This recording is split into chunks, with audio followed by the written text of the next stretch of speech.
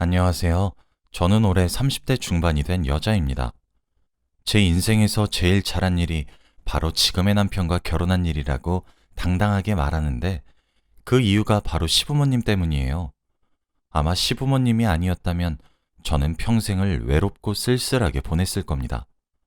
다들 시댁살이라고 하면 시부모님과 갈등을 많이 생각하실 텐데 저는 오늘 행복한 시댁살이 이야기를 하려고 해요. 저는 어렸을 때부터 아주 평범한 집안에서 자랐어요. 경제적으로 그렇게 풍요롭지도 않았고 외동딸이지만 부모님의 사랑도 많이 받고 살지 않았습니다. 얼굴도 평범하게 생겼고 공부도 평범하게 해서 어딜 가나 항상 중간만 했죠. 평생 튀지 않게 혼자서 열심히 살았던 겁니다.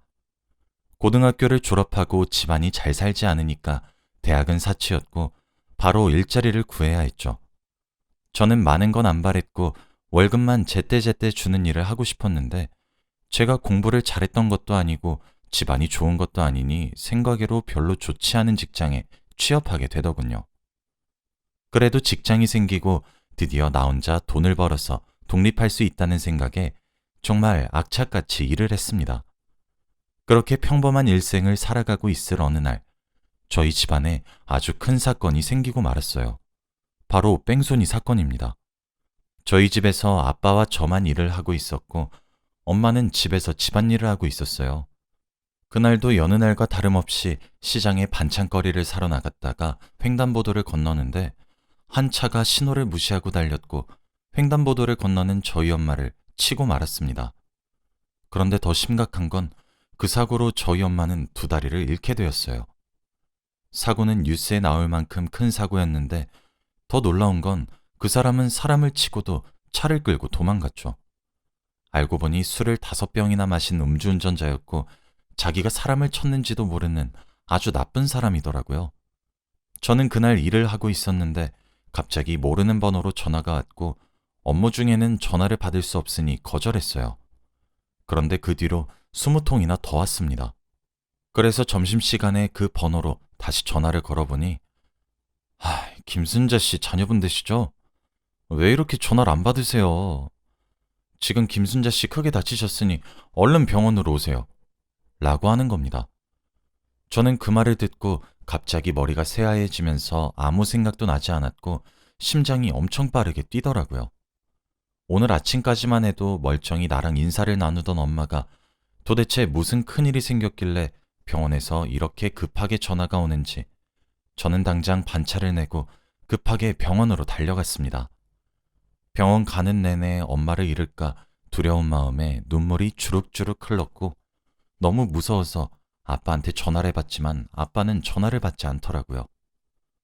눈에 초점이 없는 채로 병원으로 가서 저희 엄마 이름을 말하니까 지금 수술 중이라고 했습니다. 안내받은 수술실 앞으로 가니 아빠가 고개를 떨군 채 초점 없는 눈으로 앉아 계시더라고요. 그러면서 어떻게 된 일인지 저에게 말씀을 해주셨습니다. 저는 너무 화가 나고 억울해서 눈물만 엄청 흘렀죠. 그런 금수만도 못한 자식한테 엄마가 사고를 당했다는 게 너무 화가 나고 원망스러웠어요. 저희 엄마는 세상에서 가장 착하고 선한 사람인데 하늘도 무심하십니다. 저와 아빠는 서로 각자의 생각에 잠긴 채 수술이 끝나기를 기다렸어요. 그렇게 몇 시간이 걸린 대수술이 끝나고 엄마는 중환자실로 갔습니다. 저와 아빠는 수술이 끝난 엄마 옆으로 갔는데 아침까지 있던 엄마의 다리가 없었습니다. 한 다리가 아닌 두 다리 모두요. 의사 선생님께서는 이게 최선이었다고 했고 더 이상의 방법은 없다고 했습니다. 엄마는 하루아침에 두 다리를 잃은 장애인이 된 겁니다.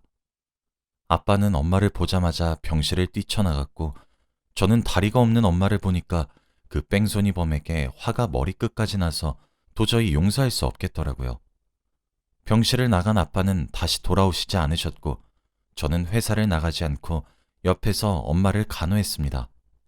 그 며칠 동안 뺑소니 범은 저희에게 사과 한마디 없었는데 경찰에게 들어보니 그 사람이 음주를 많이 해서 기억이 안 난다고만 반복했고 결국 징역 5년밖에 선고를 받지 못했다고 하더라고요. 한 사람의 인생을 이렇게 짓밟은 사람이 어떻게 5년만 살다가 나오나요? 평소에 산책도 자주 하고 걸어다니는 걸 좋아하는 저희 엄마는 걷는 행복을 평생 누리지 못하게 되었는데 말이죠. 저는 그 뺑소니범이 감옥에 들어갈 때까지 얼굴 한번 보지 못했습니다. 그동안 저희 엄마도 깨어나고 재활치료도 받았어요. 엄마는 일어나자마자 두 다리가 없는 자신을 보고 눈물을 하루 종일 흘리셨고, 저는 그런 엄마 옆에서 평생 도와주겠다고 결심했어요. 그런데 그동안 아빠는 단 한 번도 엄마와 저 옆에 나타나지 않았습니다. 전화와 문자를 해도 답장이 없었고, 제가 집으로 가니 아빠는 술만 먹고 계시더라고요.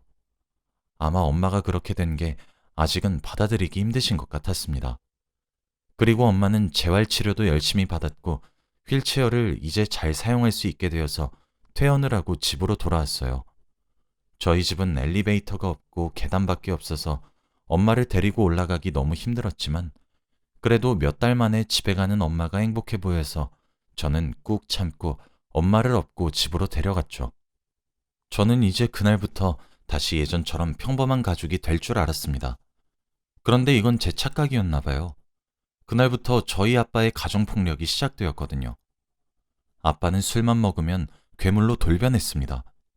그런데 아빠는 술을 먹지 않으실 때에는 평범한 남편이었어요.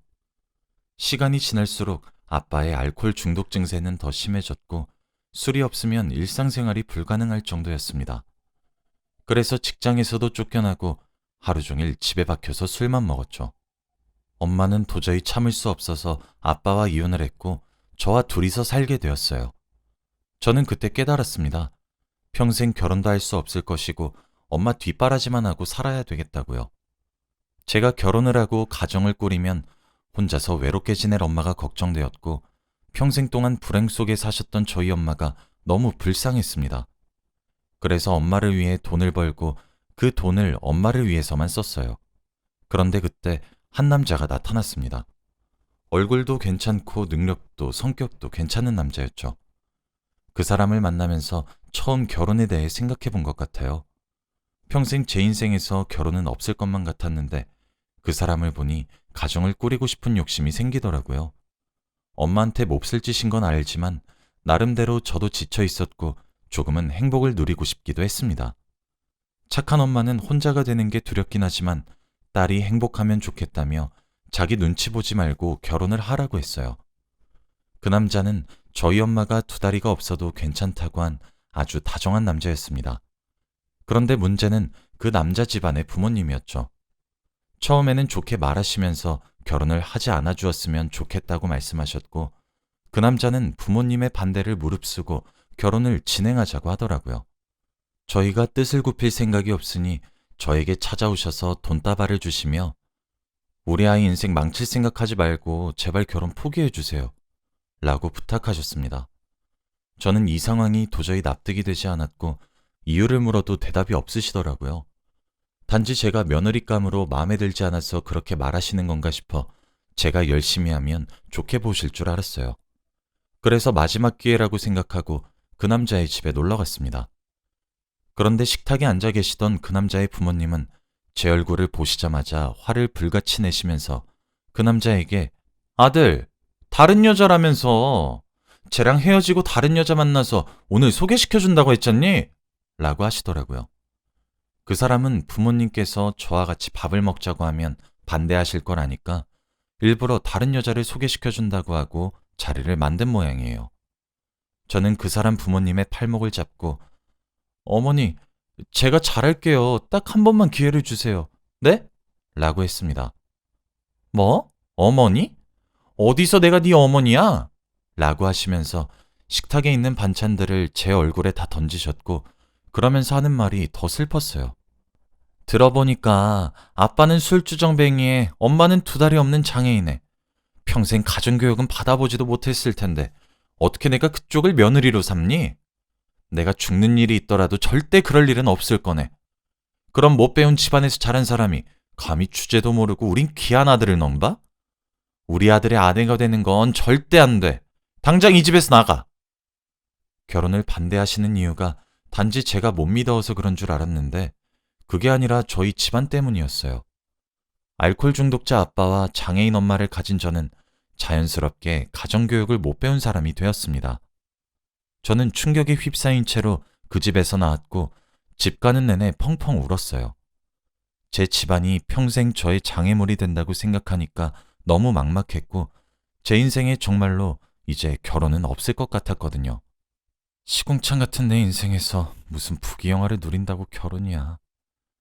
난 평생 결혼은 못하고 엄마 뒷바라지만 하면서 살아야 해. 내 주제를 알자. 라는 다짐을 수없이 하고 집으로 갔죠. 엄마에게 자세한 이야기를 하진 않았고 결혼을 하지 않겠다는 말만 했지만 아마 엄마는 눈치를 채신 것 같아요. 제가 밖에서 이런 대우를 받으면서 살아가는 게 자기 탓이라고 생각했는지 혼자 새벽에 우는 소리를 제가 엿듣고 말았거든요. 엄마는 입을 막은 채로 방 안에서 흐느껴 울었고 새벽 내내 잠이 오지 않던 저는 거실을 잠깐 나갔다가 엄마가 우는 소리를 듣고 저도 밖에서 혼자 울었습니다. 다시 평범한 날들을 지내고 있었어요. 다니던 직장에서 일도 열심히 하고 월급을 받으면 저축만 하면서 살고 있었죠. 그런데 몇 달 뒤 갑자기 또 한 남자가 나타났습니다. 우연히 만난 사람인데 처음에는 저에게 좋은 감정을 가지고 있다고 티를 엄청 내더라고요. 하지만 저는 과거에 아픈 추억도 있고 분명 그 사람의 부모님도 저에 대해 알게 되면 그런 상처를 주실 게 뻔하기에 저는 그 사람이 한 발짝 다가오면 두 발짝 멀어지는 관계를 유지하고 있었죠. 제가 이렇게 거절을 하는데도 불구하고 그 사람은 물러설 생각이 없어 보이는 겁니다. 제발 딱 한 번만 만나달라고 애걸보걸했고 저도 저에게 잘해주는 그 사람에게 끌려 딱 연애만 하자는 생각으로 만났어요. 그렇게 한 3년을 만난 것 같습니다. 저는 시간이 지날수록 그 사람이 좋은 사람인 것을 느꼈고 결혼을 하고 싶었지만 제 주제에 무슨 결혼이냐고 스스로 채찍질하면서 마음을 억누르고 있었죠. 딱 사귄 지 3주년이 되었을 때 남자친구는 저에게 청혼을 하더라고요. 반지를 주면서 무릎을 꿇고 결혼해달라고 했습니다. 저는 당장이라도 그 반지를 받고 남자친구와 가정을 꾸리고 싶었지만 과거의 일들이 생각났기에 저는 청혼을 거절했죠. 미안, 난 결혼을 할 생각이 없어. 아, 그랬어? 미안, 내가 너무 섣부른 판단했네. 나중에 생각 바뀌면 말해줘. 아니, 난 생각 바뀔 일 없어. 난 평생 결혼 안 할 거야. 제 말에 남자친구는 놀란 듯 보였고 제 마음을 돌리기 위해 매일같이 결혼 이야기를 했습니다. 남자친구가 말을 할수록 저는 많이 흔들렸고 결혼을 하고 싶었죠. 저는 이제 남자친구와 헤어져야겠다는 생각으로 제 아픈 과거 이야기를 했습니다. 그러면서 과거에 이런 일이 있었으니 당신네들 가족도 똑같을 거라고 말을 했죠. 남자친구는 왜 이런 일이 있었다고 진작에 자기에게 말을 하지 않았냐고 했고 저는 아무 말도 할 수 없었습니다. 또 자기 가족은 절대 그럴 사람이 아니라고 당부했고 한번 속는 셈 치고 집안에 인사만 드리러 가주면 안 되겠다고 하더라고요. 솔직히 가고 싶긴 했지만 저번처럼 저에게 반찬을 던지시거나 저희 집안 욕을 잔뜩 하시는 것처럼 하대를 받을 걱정이 되었습니다. 하지만 남자친구 하나만 믿고 인사를 드리러 갔어요. 그런데 초인종을 누르자마자 버선발로 뛰어나오셔서는 남자친구 부모님과 여동생이 저를 반겨주시더라고요. 아이고, 먼 길 오느라 고생 많으셨어요. 밖에 많이 덥죠? 라고 웃으면서 말을 해주시는데 왠지 모르게 과거 그 집안과는 다른 분위기였습니다. 식탁에 앉아서 남자친구 부모님께서 차린 음식들을 먹으며 도란도란 이야기를 나누었어요. 자연스럽게 이야기는 저희 집안 이야기로 흘러갔습니다. 저희 아들한테서 이야기 들었어요. 어머니가 사고로. 저는 그때 조금 겁먹었어요. 어떤 악담을 들을지 마음가짐을 해야겠거든요. 그런데 남자친구 부모님께서 하시는 말은 의외였습니다. 갑자기 눈물을 흘리시더니 아니, 혼자서 어떻게 그런 일을 겪었대? 정말 존경스러워요. 그런 집안에 살면 사람이 흔들리기 마련인데 정말 멋져요. 어머니는 좋겠어요. 이런 멋진 딸도 있으시고 라고 하시는 겁니다. 아무도 저에게 멋지다, 존경스럽다고 말해준 적이 없는데 생각지도 못한 사람에게 이 말을 들으니 당황스럽고 놀랐죠. 그러면서 반찬들을 제 밥그릇에 옮겨주시며 오늘 밥 많이 먹고 가요 라고 해주셨어요.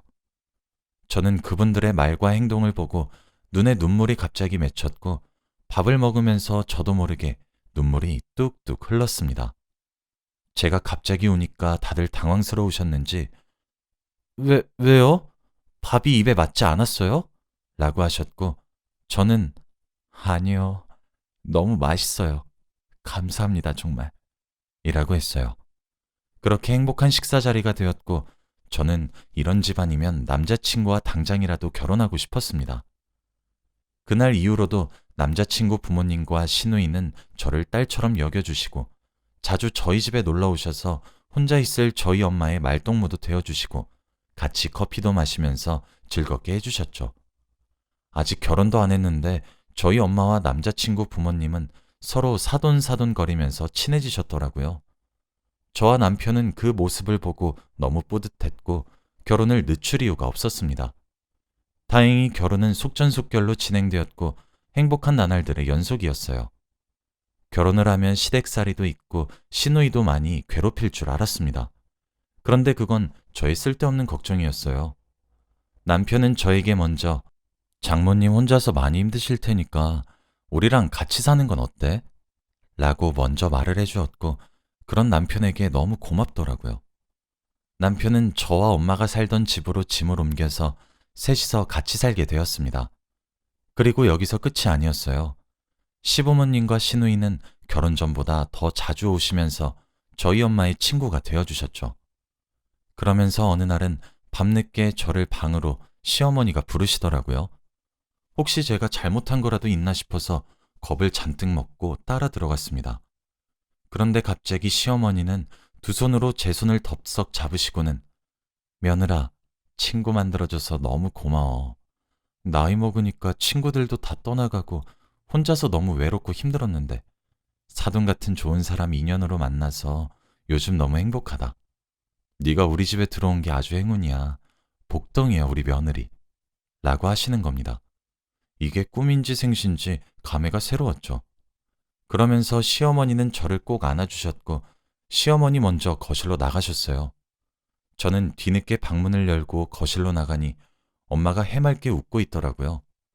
엄마는 사고 이후에 한 번도 웃으신 적이 없는데 시부모님과 남편 그리고 시누이까지 함께 도란도란 이야기를 하며 행복해 하시는 모습을 보니까 제가 다 기쁘고 뿌듯했습니다.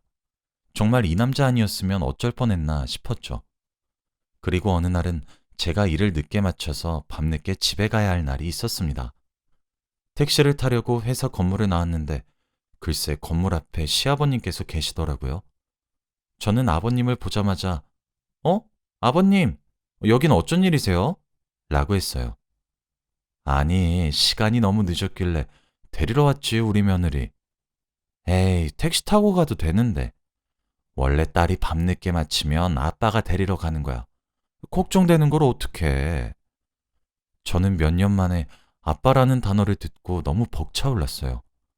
그러면서 같이 아버님과 택시를 타고 가는데 눈물이 흐르더라고요. 어떻게 이런 좋은 시부모님이 계실 수 있나요? 저는 일부러 눈물을 흘리고 있는 걸 들키지 않기 위해서 창밖만 바라보고 왔고 아마 제가 코를 훌쩍훌쩍거리는 소리를 듣고 시아버님도 눈치채신 것 같아요. 저는 집 가는 길에 결혼하기 잘했다고 계속 생각했습니다. 그 사람이 저에게 매달려준 게 너무 고맙고 감사해요. 지금 생각해보면 평생 불행을 지금 다 보상받는 기분입니다. 다들 시댁이 어렵고 불편하다는 말이 많은데 저는 시댁이 너무 좋고 사랑받는 기분이 너무 행복해요. 평생 동안 사랑이란 걸 받아본 적이 없는데 저를 이렇게 친딸처럼 예뻐해 주시는 분들을 보니 힘이 불끈불끈 솟아오릅니다. 얼마 전에 저희 집에 좋은 일이 생겼어요. 바로 제가 임신을 했거든요. 그것도 쌍둥이를요. 제가 쌍둥이를 임신했다는 소식을 알려드리니 다들 너무 좋아하셨습니다. 그러면서 저한테 절대 움직이지 말고 손 하나 까딱하지 말라고 하세요. 다들 정말 웃깁니다. 그리고 무엇보다 제일 좋아하는 건 바로 시누이가 아닐까 싶어요. 아직 임신 7주차밖에 안 되었는데 얼른 쌍둥이들 보고 싶다면서 벌써 임신 축하 물건들을 잔뜩 사주기 시작하거든요. 예쁜 여동생이 하나 생긴 기분이에요. 이제서야 행복이 뭔지 진정 알아가고 있습니다. 다들 저에게 잘해주시니 너무 기쁘고 이 행복을 감히 제가 누려도 되나 싶네요. 모든 집들이 시댁살이가 심한 게 아니에요, 여러분. 저희 시댁같이 아주 따뜻하고 며느리를 귀하게 여기는 집안도 많습니다. 제 이야기는 여기까지예요. 들어주셔서 감사합니다.